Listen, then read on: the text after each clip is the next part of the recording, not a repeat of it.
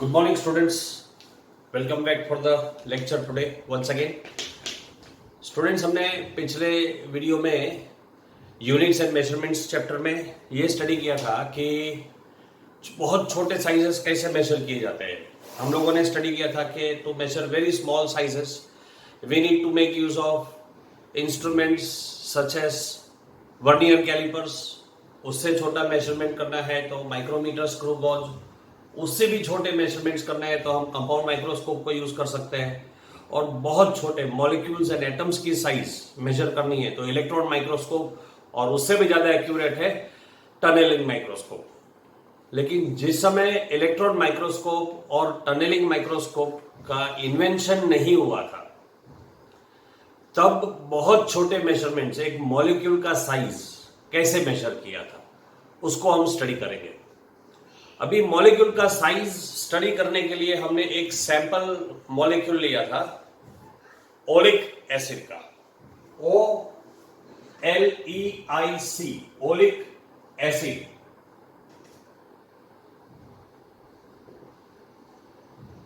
हमने oleic acid ही क्यों लिया? क्योंकि इसके मॉलिक्यूल्स साइज में काफी बड़े होते हैं लेकिन फिर भी हमारे मेजरमेंट के लिए तो बहुत ही ज्यादा छोटे हैं. ओलिक एसिड के मॉलिक्यूल की साइज अबाउट 10⁻⁹ मीटर्स जितनी होती है. ये बहुत छोटी वैल्यू है. अब ये ओलिक एसिड क्या होता है? ये एक टाइप का ऑर्गेनिक कंपाउंड है. Oleic acid is an organic compound.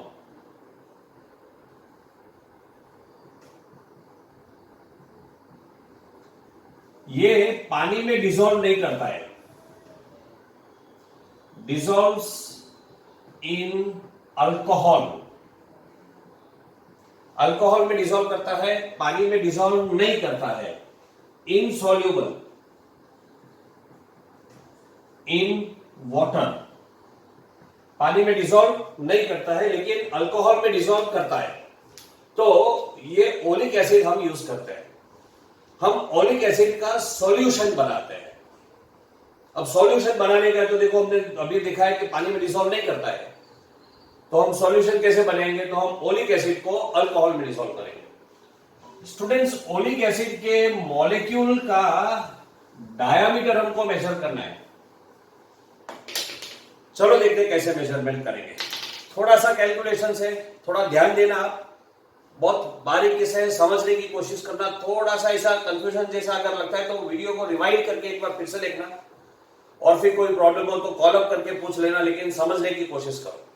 बहुत सिंपल है, वैसे कोई ज्यादा डिफिकल्ट नहीं है. देखो, अगर मैं 1 सेंटीमीटर क्यूब ओलिक एसिड लेता हूं, कितना oleic acid? 1 centimetre cube.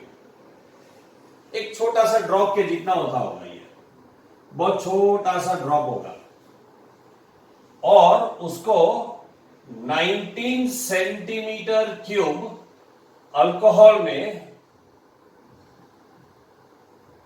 Dissolve कर देता हूं. देखो मेरे पास ये बीकर है.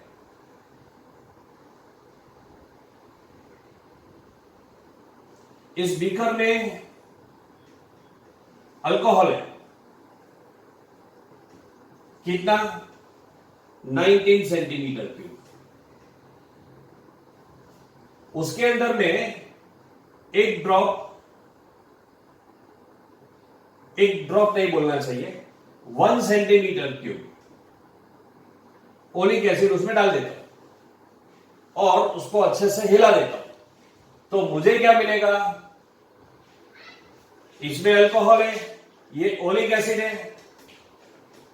समझो बच्चों, मेरे पास अल्कोहल 19 सेंटीमीटर क्यूब है, ओलिक एसिड 1 सेंटीमीटर क्यूब है. मैंने ओलिक एसिड को अल्कोहल के अंदर डाल दिया 1 सेंटीमीटर क्यूब और अच्छे से मिक्सचर को हिला दिया, तो मुझे क्या मिल गया? 20 सेंटीमीटर क्यूब सॉल्यूशन. सॉल्यूशन का मतलब आप समझ रहे हो ना? जब ओलिक एसिड को अल्कोहल में डिसॉल्व कर दिया तो उस मिक्सचर को क्या बोलते हैं? सॉल्यूशन. कितना सॉल्यूशन है? 20 सेंटीमीटर क्यूब. अब इसका कॉन्सेंट्रेशन क्या होता है, हम बोलते हैं इसका कॉन्सेंट्रेशन 1/20 पर सेंटीमीटर क्यूब है। उसका मीनिंग क्या हुआ, जब मैं ये बोलता हूं कि इस सॉल्यूशन का कॉन्सेंट्रेशन 1/20 पर सेंटीमीटर क्यूब है, तो उसका मीनिंग क्या होता है? उसका मीनिंग ये होता है कि 20 सेंटीमीटर क्यूब सॉल्यूशन में, इन 20 centimetre cube solution oleic acid is 1 centimetre cube. 20 centimetre cube solution में ओलिक एसिड 1 सेंटीमीटर क्यूब है। अब एक बात है स्टूडेंट्स, अगर मैं इसमें से 1 सेंटीमीटर क्यूब, ये सॉल्यूशन में से 1 सेंटीमीटर क्यूब सॉल्यूशन बाहर निकालता हूं, कैसे निकालेंगे? आप लोगों ने इस तरह के ड्रॉपर्स देखे होंगे दवाई के,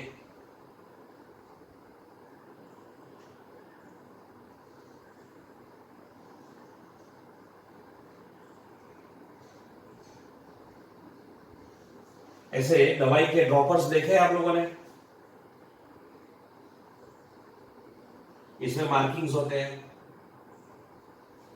तो मैं इससे 1 सेंटीमीटर क्यूब एग्जैक्टली मेजर करके 1 सेंटीमीटर क्यूब सॉल्यूशन निकालता हूं। अब मेरा ये जो सॉल्यूशन है ये क्या है? 1 सेंटीमीटर क्यूब सॉल्यूशन है, याद रखो। और इसके अंदर क्या है? Alcohol plus oleic acid. अब मुझे एक बात बताओ, मैंने पहले ओलिक एसिड कितना लिया था? 1 सेंटीमीटर क्यूब। अल्कोहल कितना लिया था? 19 सेंटीमीटर क्यूब। अब ये जो मिक्स कर दिया मैंने, तो 1 + 19 मेरे को सॉल्यूशन कितना मिला? 20 सेंटीमीटर क्यूब। अभी इस सॉल्यूशन में से मैंने एक ड्रॉप निकाला है, तो इस एक ड्रॉप यानी कि 1 सेंटीमीटर क्यूब, एक ड्रॉप नहीं बोलना चाहिए मुझे, 1 सेंटीमीटर क्यूब के सॉल्यूशन में ओलिक एसिड कितना होगा? इसके अंदर ओलिक एसिड 1 सेंटीमीटर क्यूब में ओलिक एसिड कितना होगा? तो amount of oleic acid in 1 centimetre cube is 1/20 centimetre cube. ये इसका मीनिंग होता है। जब मैंने 1 सेंटीमीटर क्यूब सॉल्यूशन लिया, तो उस सॉल्यूशन में ओलिक एसिड कितना है? 1/20 सेंटीमीटर क्यूब। मतलब मेरे को बहुत ही छोटा वॉल्यूम का ओलिक एसिड मिलेगा। देखो वैसे इतना कम ओलिक एसिड निकालना हमारे लिए पॉसिबल नहीं है। ये 1/20 सेंटीमीटर क्यूब यानी कितना हो जाता है? 0.05 सेंटीमीटर क्यूब हो जाता है, जो बहुत छोटी वैल्यू है। स्टूडेंट्स, इतना कम ओलिक एसिड अलग से निकालना हमारे लिए पॉसिबल नहीं है। तो हमने क्या कर दिया? हमने पहले उसको अल्कोहल में डिसॉल्व किया, फिर 20 सेंटीमीटर क्यूब के सॉल्यूशन में से एक सॉल्यूशन 1 सेंटीमीटर क्यूब सॉल्यूशन बाहर निकाला। तो वो जो बहुत छोटा सा सॉल्यूशन है ना, उसके अंदर जो ओलिक एसिड का क्वांटिटी है वो और ज्यादा कम हो गया, सिर्फ 1/20 सेंटीमीटर क्यूब। याद रखो मुझे क्या मेजर करना है? मुझे मेजर करना है ओलिक एसिड के मॉलिक्यूल का डायामीटर। अब एक मॉलिक्यूल तो अलग निकाल नहीं सकता हूं मैं, तो मैं क्या करता हूं? ओलिक एसिड को सॉल्यूशन में डिसॉल्व करता हूं और उसकी क्वांटिटी को बहुत कम कर देता हूं, ताकि मेरे पास थोड़े से ही मॉलिक्यूल आ जाए। समझा? अब एक काम करते हैं, इसको और थोड़ा डाइल्यूट करते हैं। डाइल्यूट करने का मतलब पतला करने का, और थोड़ा पतला करते हैं। कैसे करते हैं? तो देखो,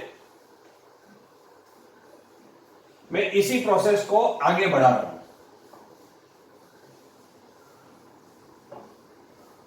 अब मैं फिर से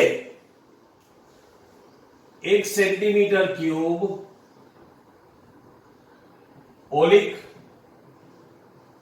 एसिड सॉल्यूशन लेता हूं। पहले में और अब में क्या फर्क है? पहले मैंने 1 सेंटीमीटर क्यूब सिर्फ ओलिक एसिड लिया था, अब मैं 1 सेंटीमीटर क्यूब ओलिक एसिड का सॉल्यूशन लेता हूं, जो मैंने अभी आपको इधर बताया था। और इसके अंदर ओलिक एसिड कितना है? इसके अंदर ओलिक एसिड 1/20 सेंटीमीटर क्यूब है, याद रखो। और इस 1 सेंटीमीटर क्यूब को फिर से मैं 20 centimetre cube 19 centimetre cube pure alcohol लेता हूं फिर से, और इसके अंदर ये सॉल्यूशन डालकर फिर से हिला देता हूं, तो अब मेरे को और ज्यादा डाइल्यूट, ज्यादा पतला सॉल्यूशन मिलेगा। अब मेरे पास जो सॉल्यूशन है वो फिर से 20 सेंटीमीटर क्यूब सॉल्यूशन है, और इसमें ओलिक एसिड की क्वांटिटी कितनी हो गई, 1/20 का भी 20th पार्ट, यानी कि ओलिक एसिड हो गया इसमें 1/20 इंटू 20 पर सेंटीमीटर क्यूब। इसका मतलब ये हुआ कि इसमें से जब मैं 1 सेंटीमीटर क्यूब सॉल्यूशन बाहर निकालूंगा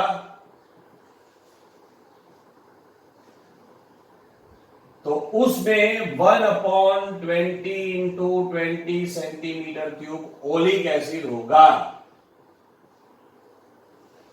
तो अब स्टूडेंट्स ये याद रखो, अब मेरे पास जो सॉल्यूशन है वो और ज्यादा, 2 बार मैंने उसको पतला किया है, और वो अब बहुत ज्यादा डाइल्यूट सॉल्यूशन है जिसके अंदर ओलिक एसिड की क्वांटिटी बहुत कम हो गई, 1/20 इंटू 20 यानी 1/400 टाइम्स। इसका एक बहुत छोटा सा एग्जांपल मैं आपको देता हूं, जरा समझो आप। देखो, आपने नींबू होता है ना, लेमन नींबू, उसका एक ड्रॉप निकालो, सिर्फ एक ड्रॉप, और अपनी जबान पर रखो, अपने टंग पे रखो। कैसा लगता है? बहुत खट्टा लगता है। अब आप एक काम करो, एक गिलास पानी लो, उसमें 20 सेंटीमीटर क्यूब पानी लो। कितना? 20 सेंटीमीटर क्यूब। उस 20 सेंटीमीटर क्यूब पानी के अंदर आप सिर्फ एक ड्रॉप लेमन जूस डालो और उस पानी को अच्छे से हिला दो। अब उस पानी में से एक ड्रॉप लेकर आप टेस्ट करो, क्या अब वो उतना खट्टा लगेगा? नहीं लगेगा। क्यों? क्योंकि अब की बार देखो, जब पहली बार आपने एक ड्रॉप अपनी जीभ पर रखा था, अपने टंग पे रखा था, तब वो प्योर लेमन जूस था। लेकिन अब जब आप एक ड्रॉप निकालते हो तो वो प्योर लेमन जूस नहीं है, वो लेमन जूस का सॉल्यूशन है। 20 सेंटीमीटर क्यूब सॉल्यूशन में 1 सेंटीमीटर क्यूब लेमन जूस था। अब वो बहुत कम खट्टा लगता है, एकदम कम खट्टा लगेगा आपको, और उसमें से भी एक ड्रॉप निकालकर दूसरे 20 सेंटीमीटर क्यूब पानी में डालो आप, तो बिल्कुल खटास खत्म हो जाएगी। मालूम ही नहीं पड़ेगा कि इसमें लेमन जूस है भी कि नहीं है, उसकी क्वांटिटी एकदम कम हो गई। बस वैसे ही मैंने 2 बार सॉल्यूशन बनाया और 2 बार उसको पतला किया। तो सुन लो फिर से, पहली बार 20 सेंटीमीटर क्यूब सॉल्यूशन में 1 सेंटीमीटर क्यूब ओलिक एसिड था, वो निकालकर मैंने फिर से दूसरा 20 सेंटीमीटर क्यूब सॉल्यूशन बनाया, तो उसके अंदर ओलिक एसिड की क्वांटिटी हो गई 1/20 सेंटीमीटर क्यूब। अब ये मेरा फाइनल सॉल्यूशन है, ये सॉल्यूशन मेरे काम का है, याद रखो। और ये याद रखो, इस सॉल्यूशन में ओलिक एसिड का कॉन्सेंट्रेशन कितना है, तो आपको ये याद रखना है 1 सेंटीमीटर क्यूब ओलिक एसिड के अंदर, 1 सेंटीमीटर क्यूब ओलिक एसिड के अंदर इतना, मतलब सॉल्यूशन के अंदर इतना ओलिक एसिड है। अब हम इसमें से एक ड्रॉप अगर मैं निकालता हूं, इसमें से एक ड्रॉप का वॉल्यूम कितना वो मुझे नहीं पता है।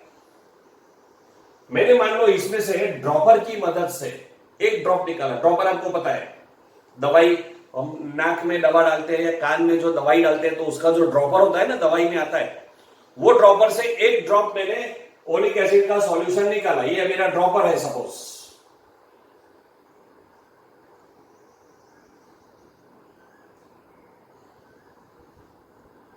ये अपना दवाई का ड्रॉपर है जिसमें हमने ओलिक एसिड सॉल्यूशन भरा है, ठीक है। और इसमें से मैं सिर्फ एक ड्रॉप बाहर निकालता हूं, और इसका वॉल्यूम कितना है? 20 सेंटीमीटर क्यूब। वॉल्यूम कितना है? 20 सेंटीमीटर क्यूब। अभी स्टूडेंट्स थोड़ा सा कॉमन सेंस यूज करो आप। देखो, 1 सेंटीमीटर क्यूब सॉल्यूशन में 1/20 into 20 centimetre cube oleic acid है। तो 20 सेंटीमीटर क्यूब में कितना होगा? 1 सेंटीमीटर क्यूब में इतना, तो 20 सेंटीमीटर क्यूब में कितना, तो कितना होगा? V/20 into 20 centimetre cube oleic acid होगा। अब देखो ऐसे एक ड्रॉप यानी कितना वॉल्यूम? 20 centimetre cube. तो 1 ड्रॉप, ये कितना है? 1 ड्रॉप है।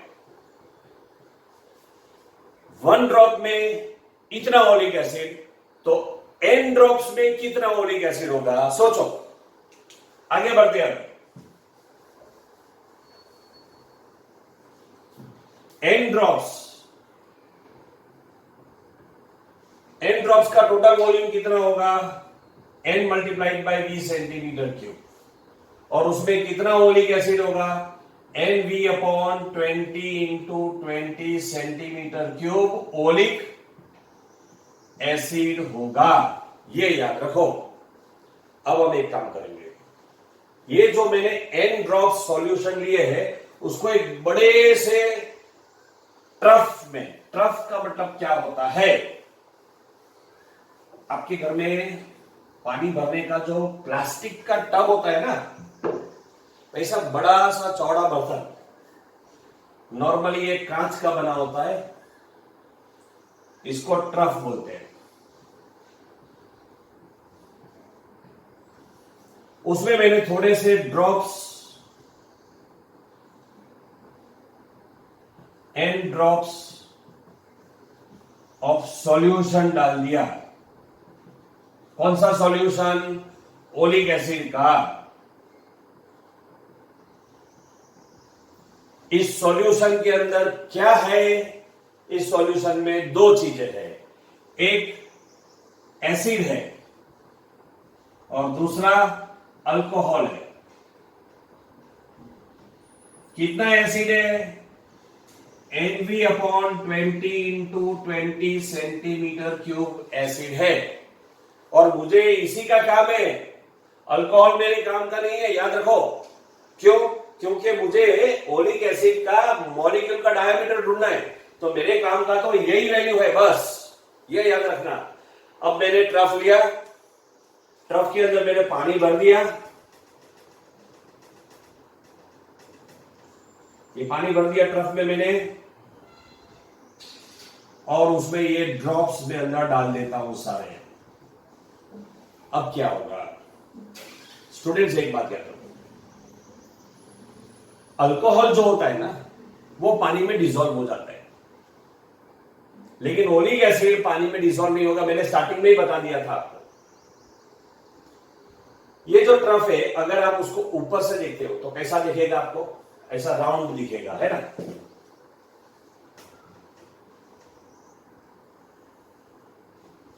क्या करना है आपको पता है? एक पाउडर होता है लाइकोपोडियम,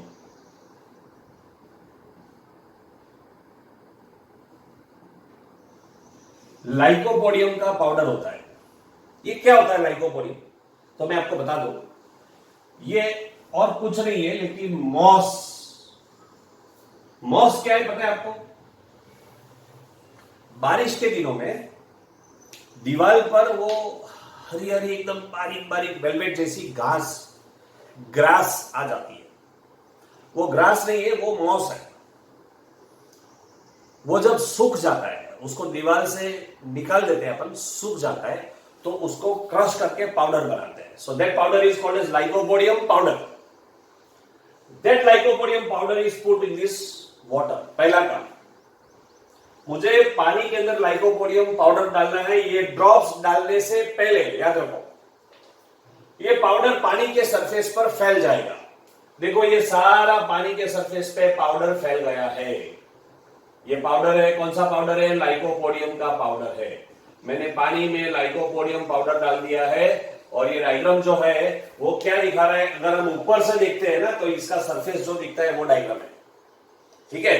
तो मैंने पानी में लाइकोपोडियम का पाउडर डाल दिया सबसे पहले, तो लाइकोपोडियम का पाउडर पूरे सरफेस पर फैल गया एकदम, उसके बाद मैं थोड़े से ड्रॉप सॉल्यूशन के डालता हूं। कौन सा सॉल्यूशन? Oleic acid solution. इस सॉल्यूशन में क्या है? तो NB/20 into 20 centimetre cube oleic acid है और अल्कोहल है। अब होता क्या है, बहुत इंटरेस्टिंग एक्सपेरिमेंट है ये। अब अगर आप ये सॉल्यूशन को, मतलब ये ड्रॉप्स को इस पाउडर वाले पानी में डालोगे, तो जैसे ही हम इधर पाउडर डालते हैं, वो एसिड डालते हैं, तो वो एसिड फैल जाता है, ऐसे स्प्रेड हो जाता है और एक बड़ा सा सर्कल बन जाएगा। ऐसा ये ऐसे सर्कल में पूरा एसिड सॉल्यूशन फैल जाता है। ये क्या है? ये जो हमने ड्रॉप्स डाले हैं ना, वो है। अब क्या होता है, इसका अल्कोहल तो पानी में डिसॉल्व हो गया, यानी अब ये सरफेस पर आपको जो दिख रहा है वो क्या है? ओलिक एसिड है। और ओलिक एसिड है ना, जब ऐसा पतला सा लेयर बना देता है पानी के ऊपर, ऐसा पतला सा लेयर बनाता है, इसका डायामीटर हम माप लेते हैं, मेजर कर लेते हैं। ये आसानी से स्केल लेकर हम मेजर कर सकते हैं डायामीटर इसका। अब इसका डायामीटर हमने मेजर कर लिया और ये सिंगल लेयर होता है, मतलब अगर ये पानी का लेयर है तो पानी के लेयर के ऊपर एक एक ओलिक एसिड के मॉलिक्यूल का लेयर बन गया और ये डायामीटर आपने मेजर कर लिया। अब अगर आपको डायामीटर पता है तो आप उसका एरिया ढूंढ सकते हो। अब देखो,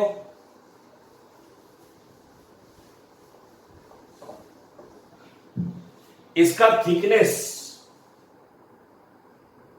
ये T थिकनेस है,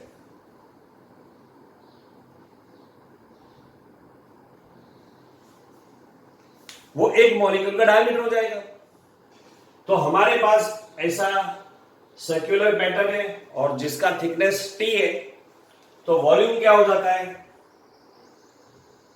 volume of oleic acid is equal to area multiplied by thickness. मैं थिकनेस को T लिखूंगा, एरिया को A लिखूंगा, मतलब A इंटू T हो गया। एक ऐसे फाइंड करोगे आप, तो आपने ये डायामीटर फाइंड कर लिया है, तो डायामीटर अगर आपको मिल गया तो रेडियस हो जाएगा D/2, तो एरिया हो जाएगा πr², मींस πd²/4 हो जाएगा एरिया। तो आपको एरिया मिल जाएगा। आपको एरिया मालूम है, थिकनेस नहीं पता है, थिकनेस ढूंढना है। लेकिन हम जानते हैं कि वॉल्यूम ऑफ ओलिक एसिड वो तो इतना है, हमने पहले ही कैलकुलेशन किया है पूरा। NV/20 into 20। N क्या है? Number of drops. आपको पता है आपने कितने ड्रॉप डाले, 1 ड्रॉप, 2 ड्रॉप, 3 ड्रॉप, 4 ड्रॉप, जितने भी ड्रॉप्स डालो। आपने उसका वॉल्यूम भी मेजर किया है। कैसे मेजर किया है? तो वो ड्रॉपर की मदद से। तो आपको ड्रॉपर का अपना वो एक ड्रॉप का वॉल्यूम पता है, कितने ड्रॉप्स डाले वो आपको पता है, सारा वैल्यूज आपको पता है। तो ये भी ओलिक एसिड का वॉल्यूम है, ये भी ओलिक एसिड का वॉल्यूम है, तो ये दोनों वॉल्यूम्स इक्वल हो जाएंगे। तो मैं अब ऐसे लिख सकता हूं, AT is equal to NV/20 into 20। तो T की वैल्यू क्या हो जाएगी? NV/20 into 20 into A। फिर से एक बार समझो जरा। N क्या है? नंबर ऑफ ड्रॉप्स, वो हमको पता है। V क्या है? वॉल्यूम ऑफ ओलिक एसिड, वो भी हमको पता है, हमने ड्रॉपर की मदद से फाइंड किया था। 20 है, 20 तो ठीक है। एरिया क्या है? तो इस फिल्म का एरिया है जो हमने डायमीटर मेजर करके कैलकुलेट किया है। तो ये सारी वैल्यूज पता है, तो मुझे T मिल जाएगा थिकनेस। और ये थिकनेस क्या है? एक मॉलिक्यूल का लेयर का थिकनेस है, यानी एक मॉलिक्यूल का डायमीटर मिल गया। इस तरह से हमको ओलिक एसिड के एक मॉलिक्यूल का डायमीटर आता है, मिल जाता है, और वो अप्रोक्सीमेटली अंदाजों से 10⁻⁹ मीटर्स के जितना होता है। इस तरह से स्टूडेंट्स इनडायरेक्ट मेथड से, बिना किसी माइक्रोस्कोप यूज किए हुए, हमने ओलिक एसिड का डायमीटर फाइंड कर लिया। ठीक है, तो देखो ये एक इनडायरेक्ट मेथड हो गया, बहुत छोटे डिस्टेंस मेजर करने के लिए। हमने पहले इनडायरेक्ट मेथड यूज किया था बहुत लार्ज डिस्टेंस मेजर करने के लिए, अब हमने इनडायरेक्ट मेथड किया बहुत छोटा डिस्टेंस मेजर करने के लिए। तो मेजरमेंट ऑफ लेंथ वाला जो टॉपिक है इस चैप्टर में ऑलमोस्ट खत्म हो गया। इसके ऊपर क्वेश्चंस जो है वो थियरी के एग्जाम में, बोर्ड के एग्जाम में ज्यादा आते हैं, लेकिन इसको ट्विस्ट करके घुमा फिरा के जेईई या नीट में पूछा जा सकता है, हम इसको निग्लेक्ट नहीं कर सकते हैं। नेक्स्ट हम अगला एग्जाम्पल बुक में से सॉल्व करेंगे, एग्जाम्पल नंबर 2.5 हमारे अगले वीडियो में, और उसके बाद वाले वीडियो में हम ये टॉपिक मेजरमेंट ऑफ लेंथ खत्म करेंगे और इस चैप्टर को बहुत स्पीड में फिर आगे बढ़ाना शुरू करेंगे। See you in the next video very soon.